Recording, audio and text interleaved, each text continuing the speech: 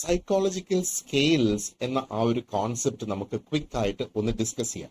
അപ്പൊ എന്താണ് ഈ സൈക്കോളജിക്കൽ സ്കെയിൽസ് എന്ന് പറയുന്നത്? ഇപ്പൊ സൈക്കോളജിക്കൽ സ്കെയിൽ എന്ന് പറയുമ്പോഴത്തേക്ക് സൈക്കോളജിയുടെ പല ട്രേറ്റ്സ് ഉണ്ടല്ലോ, ഇന്റലിജൻസ് അങ്ങനെയൊക്കെ തുടങ്ങിയത്, അത് നമുക്ക് മെഷർ ചെയ്യുന്നതിന് വേണ്ടിയിട്ട് ഉപയോഗിക്കുന്ന സ്കെയിൽസ് ആണ് ഈ സൈക്കോളജിക്കൽ സ്കെയിൽസ് എന്ന് പറയുന്നത്. 4 തരത്തിലുള്ള സ്കെയിൽസ് ഉണ്ട് സൈക്കോളജിക്കൽ മെഷർമെന്റിന് വേണ്ടിയിട്ട്.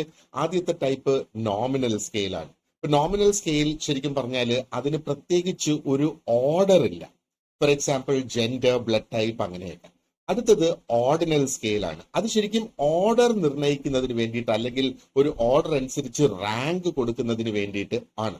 മറ്റൊന്ന് ഇന്റർവെൽ സ്കെയിലാണ്. ഇന്റർവെൽ സ്കെയിൽ എന്ന് പറയുമ്പോഴത്തേക്ക് 2 വാല്യൂസ് തങ്ങളിലുള്ള ഡിഫറൻസ് എന്താണ് എന്ന് നോക്കുകയാണ്. അപ്പൊ ഇന്റർവെൽ സ്കെയിലിൽ നോക്കിയേ, ഇന്റർവെൽ സ്കെയിൽ ഈ ഒരു സ്ക്രീനിൽ നിങ്ങൾ കാണുന്നത് പോലെ 1.4, 1.6, 1.8. അപ്പൊ അതിന്റെ പ്രത്യേകത എന്താണ്?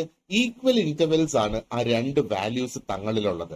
അതേപോലെ തന്നെയാണ് റേഷ്യോ സ്കെയിൽ എന്ന് പറയുന്നത്. ഇപ്പൊ റേഷ്യോ സ്കെയിൽസിനും ഈക്വൽ ഇന്റർവെൽസ് ഉണ്ട്, and at the same time അതിനൊരു ട്രൂ 0 പോയിന്റ് ഉണ്ട് എന്നുള്ളതാണ്. ട്രൂ 0 പോയിന്റ് ഉണ്ട് എന്ന് പറയുമ്പോൾ അതിന്റെ അർത്ഥം റേഷ്യോസ് നമുക്ക് കാൽക്കുലേറ്റ് ചെയ്യാൻ സാധിക്കും എന്നുള്ളതാണ്.